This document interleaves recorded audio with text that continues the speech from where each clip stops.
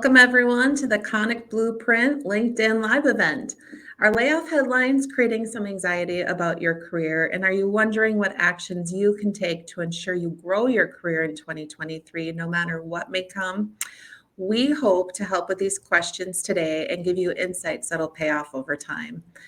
Our discussion, Career Strategies for Uncertain Times, presented by Konik, Part 2, will be recast on the Konik Blueprint podcast episode 26. So catch us on your favorite podcast distribution apps. I'm Jen Fitzke, recruiting lead, with my co-host and Konik president, Tom Goettl. Welcome, Tom. Yes, thank you, Jen. Welcome, everyone, and happy holidays. We're recording in December, and in true Minnesota fashion, there was a light snow this morning, and made for a beautiful time to be inside, looking out. It's awesome. So, happy holidays. I hope everyone is safe and healthy, and enjoying some time with family and friends during this season.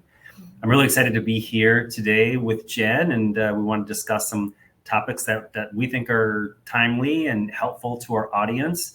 At any time, if you have a question, just drop them in the chat feature on LinkedIn Live, and we'll get them answered as quickly as we can here today. If there are some left over, we'll definitely post them in chat. We'll post the answers in chat afterwards, so you all have access to our feedback around the questions. So our overall goal here and for our company at Konik is to positively impact people's lives and their careers. So we're hopeful and we're excited that we get to help out a little bit with that today. Today, we'll discuss strategic and tactical ideas to help you thrive in any job market. So much of what happens in the months ahead is going to be beyond our control. The economy, overall economy, how things going nationally and locally, interest rates, inflation, just to name a few of the things that are happening outside of our control. Yet we can also do many things to advance our careers, to avoid layoffs, to promote yourself during external adversity. So we're excited to dive into this. Jen, before we get to that, I'd love to ask you how you're seeing the job market this month. We talked a little bit about that last month in part one, but any highlights in the job market? And also just curious, any examples of open positions you're recruiting to give us sampling for the viewers? Yeah, absolutely. Thanks, Tom. I have a lot of thoughts on this. I was on the Minnesota's economic development website today because I wanted to see what the unemployment rates were throughout the state, because while we're at 3.7% nationally, the state is at 2.1%. And that's for our state of Minnesota, where we're recording today. And then when you get into the metro areas, and this was almost true statewide, the major cities of all the major counties were all under 2%. So to give you an example of the 7-county metro area, our county where we're sitting right now is Hennepin County. For those of you not in our local area, that's where Minneapolis is. So we're at 1.8%. Ramsey County, where St. Paul is at 1.6%. And then when we go out beyond those, we've got Scott and Wright County at 1.5 and Carver County at 1.4. So what that tells us is that there are jobs out there for people who are looking for positions. The balance is finding the right job for our education, our skills, our experience. But they are there. There are more people working right now, or there's jobs available. There's more jobs than people right now. Yeah, I think the number that I'm still hearing is 2 to 1, right? 2 to 1. 2 open positions for every one job market in Minnesota. We're not seeing that number change, right? Right. Yep. Not anytime soon. Yeah. Not anytime soon. So as far as the job market and the job opportunities, I was reading an article yesterday. I think it was published on LinkedIn. I mean, everything's published on LinkedIn now, right? And they were talking about if you're struggling finding a position, and I always think about my engineers that I work with that get very specific in their expertise, they're subject matter experts, and maybe they're looking for something else, or they're, for whatever reason, need to find something else. This article was talking about, companies now are looking at candidates more as generalists versus specialist. Now, that might be easier in some industries than others, and I recognize that. But if that's the direction that you want to go as a candidate, take a look at at your experience. And you also need, we can get into this later, but then it gets into resume writing, which is a passion of mine, and having a specific resume for specific positions. But we can talk more about that later. Positions to highlight. There is a lot going on here at Konik right now. We've got an applications engineering position for a company that's looking for somebody with capital equipment background, capital equipment sales background. It is an applications position, so you're not out there knocking on doors as a sales engineer. And then medical is always hot. We're in Medical Alley. We're working with companies that are looking for quality managers, quality system managers. You do need to have the ISO 13485 auditing experience. And then a senior manufacturing engineer with experience with plastic injection molding and validation of their equipment. And then energy engineers, energy analysts. I need somebody to do energy modeling, and hopefully that this company wants them to have worked at a consulting company or an A&E company doing HVAC engineering, so they have that business or the building experience in addition to the energy modeling experience. So there's, and then the HVAC and electrical, the building systems folks for electrical engineering, electrical design, HVAC engineering and design, that's always hot in our market. So a lot going on. You asked for a couple and I gave you a few. That's great. It's interesting that you're finding the building engineering sector still very busy with interest rates rising, and residential home sales seem to be slowing. It is. And on the commercial side, you're still seeing. Yeah, maybe our smaller clients are a little bit more impacted by their clients putting their projects on hold, but some of the other companies that have a wider variety of projects, specifically medical, those are still doing very well. Okay, great. Yeah. It is interesting overall. We're definitely seeing more and more headlines about large technology companies in the East and West Coast laying off thousands of people. Right. And locally, we're not seeing that. We may not see that. We may. I feel, and some data would back this up, that the job market is growing slower, right? It's we're not going 200 miles an hour anymore. We're maybe going 150s. Right. Still very fast, still very busy, but not as wild, I think, as the last 2 years have been. Right. And I want to be careful. I don't want to say that there are no layoffs happening in town, because of course there are 3. I just did one. Yep. And I think when we're talking about, we're saying, well, we're not seeing them in the volume that we've seen them in the past. I have talked to candidates in past years, and we kind of brace ourselves for the holiday season and the end of the year for those companies that those fiscal years are in line with the calendar year. There's a brace at Thanksgiving and there's another brace at Christmas, because those are typically, unfortunately, big layoff times, is in the end of November and the end of December. I didn't see a lot of that this year across the board in any of our industries. I've talked a lot on our podcast about I'm in engineering, but Colleen in architecture, our construction side, so all AEC is still pretty strong in our markets. Great.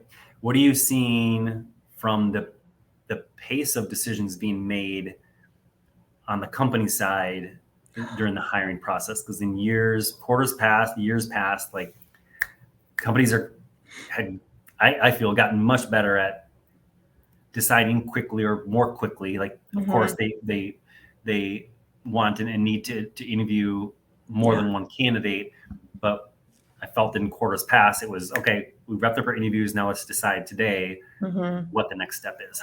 Are you seeing that pace changing, Jen? Yes, that's a great question. That's been a frustration recently. They've slowed down again. I can think of my last 3 hires, the decision came much more slowly than we all Okay. anticipated, and Hmm. had to keep those candidates engaged. Yeah, one started in July. Wow. Started the Just conversation and the interview process in July. yeah, yeah. Okay. The other one, the offer letter just came. I mean, we knew that our candidate was the candidate, and Hmm. so we were able to keep that candidate engaged. But that offer came probably 3 business days after we were told that the offer letter was coming. Um, so it just couldn't be finalized. It wasn't formal, and Yeah. us as recruiters, we want everything in we want it, and our candidates want it in writing. I'm more comfortable with the verbal, but we need it in writing, which I understand. So, Sure. Right. but Right. then I Yeah. think about Andrea, and I'm thinking about one of her clients, and she she had somebody, she got the order on a Thursday, the guy interviewed on a Friday. I might have these dates wrong, but anyway, he's from order to start date, it's a week. So that one went really, really quick. Okay. Yeah. Yeah. So it does still happens quickly, but you're also seeing a lot of Yeah. companies taking their time a little more. Yeah. Well, Yeah. and I think for them, for those companies that, maybe they had 2 or 3 of the same position open this year, but now they're down to their last one. So they want to make sure that it's the right person for that last opening. And I Sure. understand that too. But I Hmm. think there's probably a little bit of that going on too. Right. Yeah. And we are right in the middle of budget time, and Yep. perhaps because of the headlines, companies are taking a little bit closer look at their budgets for next year, and that might be having an impact on who they offer for the rest of this month, because that, of course, impacts the budget. So, like, well, we want to get the budget set, take more time on our budget now before we pull the trigger and have a cost next year. Well, and that's a really good point, because this one that, and I didn't tell the story, I won't tell the whole story, but that one that started in July, that is Hmm. exactly why it took so long, because we Okay. had, our candidate was more senior in pay Hmm. than what the job was approved at on the company side. So it took a while to get the approval, but they fought for him. The hiring manager fought for him, and um, a VP happened to fly in, so they put it in front of him, and he approved it. And Hmm. so, yeah, budgets are definitely top of mind. Yeah. Right. Absolutely. Yeah. Absolutely. I wanted to ask you, Tom, what advice do you give technical professionals who might be thinking about changing jobs, but they're nervous about it given these Yeah. headlines? Yeah. Definitely, it's a great question, and I'm sure many people have. There's always 100 reasons why someone would look for a new position, and those positions don't necessarily change with the economic time. Many of the reasons, but I think now an added nuance is, okay, I watch the news periodically, and I see headlines that companies are laying off, and you hear the big names, that the Teslas of the world, the financial institutions that are laying off, and I think it gives people pause, and that's a great thing to ponder for professionals. Is on the one hand, companies are very busy, and their current company is busy, and they know that their industry is busy, but there's this little bit of anxiety. It's like, well, what if, and it's a good thing for people to reflect on that, and really be thoughtful with their career path and next steps. So overall, there's a few things that I think people should be well advised to take into consideration. Is just really thinking about any type of job change. It is a major career event, and just be mindful of that. Of course, it's not compulsive decision, like something that you should make in one day. It's something that someone should be mindful when they're changing companies. It's a major life change, just along with moving to a new state or getting married, buying a home. It's a big deal, and people shouldn't take it lightly. Another aspect of it is to be patient.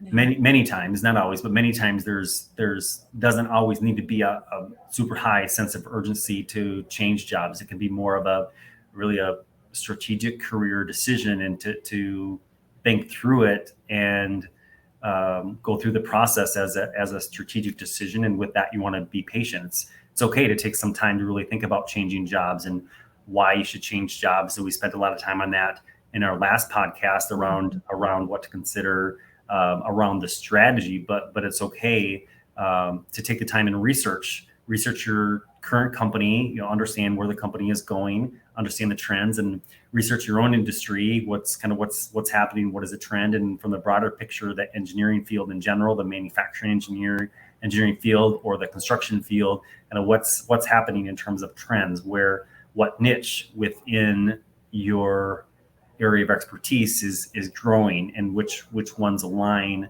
with your passions and with your excitement level about your career. What area of those niches and those areas of your expertise really gets you excited? And then, are those growing? Do you see long-term growth in those areas? Is it generally a busy sector? Is it recession-proof? Medical device, we always bring up.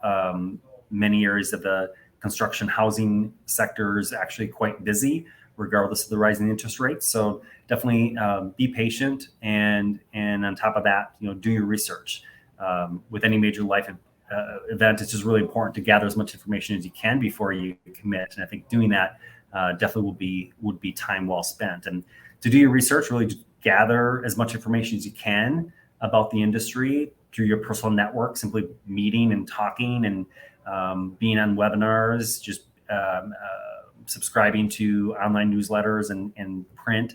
That just really gives you good insight in general, as well as real-time information about what's going on within your particular market that you're in, or one that you're interested in pursuing.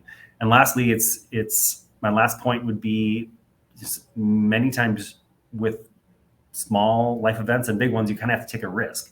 Anytime you start a new role, whether the economy is rapidly growing or it's flat or it's declining, no matter when you decide to move, it's going to be a risk. Even internally, if you apply internally for a promotion at your current company, there's a bit of a risk. It's a new responsibility, maybe a new leader, maybe a new teammates, new customers that you'll interface with. So that same process. Let's take the time and do some really good research. And I believe once you reflect on that, on why you're looking, researching the industry and the company, after you do that, I think people will just be much more at peace in terms of moving forward in their search. And that's in general what I would say that the overall thought process that people could go through.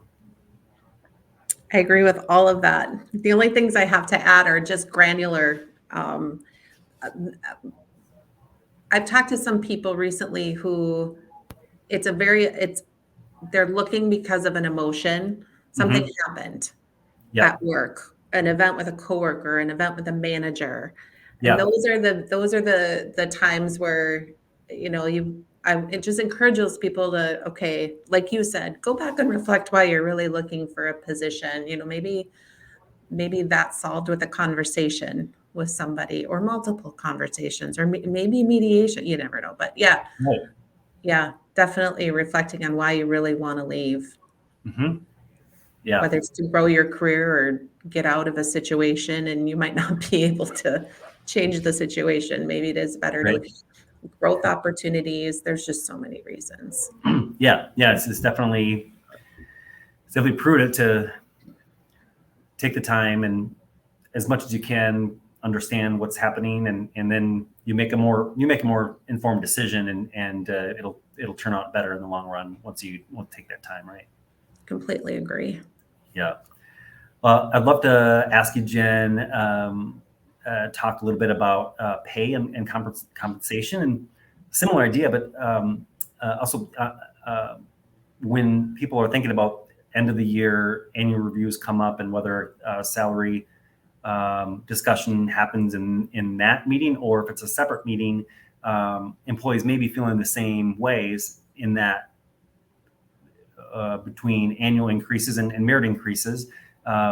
People, of course, they should and they should think about it and talk with their leader about salary and pay increases. At the same time, perhaps they're hesitant about that, given the headlines and the market that may change in the next year. What are your thoughts, Jen? Like, how does one request a pay increase if they're worried about potential layoffs or they're having anxiety around that? Yep. It's a great question. And I love this question because sometimes people will have the idea, well, I deserve it. Well, of course, that's wonderful. What did you do? How did you deserve it? I encourage a lot of people to, throughout the year, when projects are wrapped up, track them. Make sure that you can go into that meeting and you can say, I've done this, this, this, and this for the company, whether you've increased the bottom line, whether you saved them money, whatever it was, have a list of your achievements ready and how they impacted the company, because it's all about dollars at the end of the day. And so have that ready to go so you can turn that in and you can justify the ask. Absolutely. Because for people who just go in and say, well, I deserve it. I've been here for 10 years and, I contribute a lot to the team. And if that's all that you're coming into the meeting with, that's not very effective. Yeah. And one tool that might help is if a person takes a look at the job description that they originally started in, and maybe that was 2-3 years ago, and let's say they haven't had a significant pay increase or promotion that then usually comes along with that. Right. If they look at their job description and say, yeah, this is my job description and happy to do this and happy to help out in any other ways, is there something significant, an added value, increased responsibility, a duty that requires a higher level of skill that would warrant that, and taking some time to review the job description that they started with in that, if they're currently in that role, think about where are they adding value to the company in terms of a higher skilled duty, higher skilled output, or maybe they're taking on new reports, maybe they're working on much more advanced engineering projects than what the job description called for. That would be good information for the manager to know, to kind of understand the perspective and the reasons for the increase. Absolutely. How have you broadened your position since you started? Some managers might not know. They just frankly might not know. They might not be in the same building as you. They might not be in the same state as you. Absolutely. There might be an interim person in between you and them. They just might not know. So definitely. How have you grown the position since you were first hired? How have you grown it in the last year? Yeah. It's a really great point too. Yeah. And then a point of a data point that I would just suggest, and everyone can kind of do their own research on this, but in general, in most years, the average salary increase has typically been around 3%. Now, the last couple of years, I've seen that upward to 4 to 5, given inflation and competition for talent. So that's sort of a starting point. Well, I'm not suggesting that's all you should ask for. I think it wouldn't be too hard to figure out, well, so-and-so down the street or the Midwest salary for this role average is this, and I'm here. You'd easily find other data to add to that. But from what I've seen, and Jen, I'd love to get your thoughts on this, is over the last many years, maybe before 2020, I would say, it was typical a 3% increase. But now, no, I'm seeing and hearing closer to 5 or perhaps 6. What are your thoughts on that? Yep. I read another article preparing for today that suggested even higher than that. It was around 7. And I think that's because there's had to be a lot of adjustment this year. The Great Resignation forced salaries higher. Yeah. There is a stat out there that says that if you change jobs, you could get upwards of a 15% pay increase. Mm-hmm. However, if that's the only reason that you're looking for a position, you are not going to be happy. Mm-hmm. If you leave, if you get that, I've seen people, the first offer they get that's that high, they'll jump and then they'll call me and say, oh, that was a mistake. I shouldn't have done Yeah. it. Yeah. Yeah. Or they'll force a counter offer. That's the other thing we've talked about a lot this year because it's happened to a lot of companies that have made counter offers to their employees, valued employees that are leaving. But and that I know I've known companies. I'm thinking of one in particular that they were losing so many people that they gave everybody an adjustment, and probably Mhm. rightly so. It was probably Yeah. long overdue. Sure. But Yeah. don't force your manager's hand that way. Go talk to them ahead of time before you even start looking. Right. Know where you are. And also what I would say too is, yeah, it's upwards of 15%, but that's one, it's not a guarantee. And two, if you're going to stay at your current company, you want to raise, don't go in and ask for a 15% raise. There's going to be compromise. Mm-hmm. One, you're not guaranteed the 15% raise if you leave. So two, you can go in and, talk about where the market is and, talk about, realistically, companies only have so much revenue.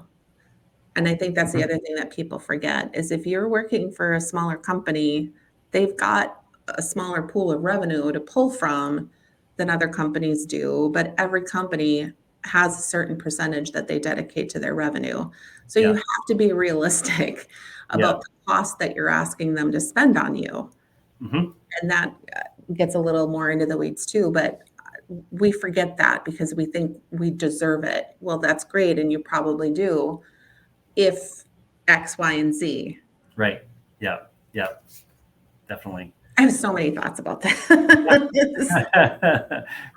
Yes. So let's assume someone goes through their thought process and they decide, okay, actually, I want to stay. I want to Yeah. stay with my current company, and at the same time, they also want to advance their career internally. Is there anything, ideas or action items that anyone can take to help their career and Mhm. develop within their own company? A lot, actually. One of the things that I would say is think about the track that you want to be on. We talked about this in our last one. Do you want to be the technical subject matter expert? Do you want to get into project management? Do you want to get into leadership? And find somebody at the company who's leveled up, who's doing that, and develop a relationship with that person if you haven't already. Network inside your own company, Mm-hmm. and not just with one person, but with multiple people. Talk to people in various sectors of the company. Find out what they do. Take them to lunch. Buy them a coffee. And Mm-hmm. and just if you haven't made those connections already, start making them. Yeah. And just remember, you're asking them for something. They will eventually ask you for something, or you can offer help in a certain area. And that's another thing I wanted to talk about. If there are projects going on in the company that you want to be a part of, do not wait to be asked to be a part of that project. Mm-hmm. Raise your hand, volunteer, go talk to whoever you need to talk to, whether it's the project leader or your leader. There's various cultures at companies and ways that you have to approach people. And I understand that too, but don't wait, don't sit back. Mm-hmm. You will get passed by. Take advantage of class offerings. Does your company do lunch and learns? Do they encourage webinars? Do they have tuition reimbursement? If there's a class that you can take to increase your skills, if you're in accounting and you need stronger Excel skills or Quicken or whatever the Mm-hmm. software is or the Yeah. HRIS system, whatever it is, Yeah. go take classes in that and don't wait to be asked to do it. Yeah. The proactive people are the ones that are going to advance their careers. Yeah. Yeah. That's going to pay off internally. And whenever the time comes that they want to look externally, it's another bullet point or several bullet points on the resume that helps. Like every company needs more people with more technical knowledge. If you're a mechanical engineer, if you want to learn how to code and help out the electrical group, even just understand it more is going to be huge. And every company would have a initiative for the year, usually several initiatives for the year that are maybe outside of someone's core function. Raising your hand or asking more about it, asking to be included in that, all the better. I've motion sensitive lights. I was apparently not using enough body language, so the lights went off in here. Yeah. Mine on. Yeah. There's other things too. I mean, if your company is big enough and they've got a newsletter, offer, send whoever publishes it. Hey, this is what's going on in our department. This is what's going on with our projects. Of course, your name will be a part of that because, again, you're raising your hand and you're putting that forward. Just keeping yourself visible in whatever way that you can. Yeah. And then when the time comes and the promotion is available or you're applying internally for another position, you now have those connections made. And people know, they obviously know who you are. They know what you can contribute. They know what your attitude is. They know that you are invested in the success of the company. You're invested in the success of the team. All of that is so important. Yeah.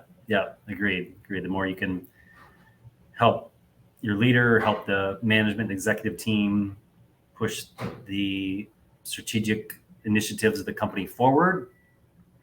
It isn't a question like they're going to remember that. It's, wow, this person is a great asset to the company. They're helping our growth. They're on board. They're not just out for themselves. And no one's like just out for themselves. Everybody wants their company to do the best. But if you're able to put in extra time or extra effort, offer your expertise to help push the vision and the mission of the company forward, I think it just builds up that credibility, that relationship with executives, with the company in general. It goes a long way. I think your thoughts are awesome on that. Well, thank you very much. Yeah. Yes, so you're about to wrap up. So if there are any last minute questions, put them in the chat and we'll definitely take some time to answer them here. Otherwise, we'll respond to your chat on LinkedIn and you'll see them there. So feel free to do that either way. Otherwise, Jen, I think we'll start to wrap up if you're good with that. Absolutely. Thanks, everybody, for joining us today. These are always fun discussions. I tend to get a little wordy and passionate about it, but if you want to talk offline about anything, feel free to connect with me. I'm at jen@koniknetwork.com. Fantastic. Thank you, everyone, for joining us live today. This will also be on the podcast, the Konik Blueprint podcast, which will be on your favorite player. So check that out. Stay tuned on LinkedIn for part 3 of this series, which is coming up on January the 11th, the third and final part at noon Central Time. And then again, follow the Konik Blueprint podcast. We have 26 episodes now. So this will be added to that.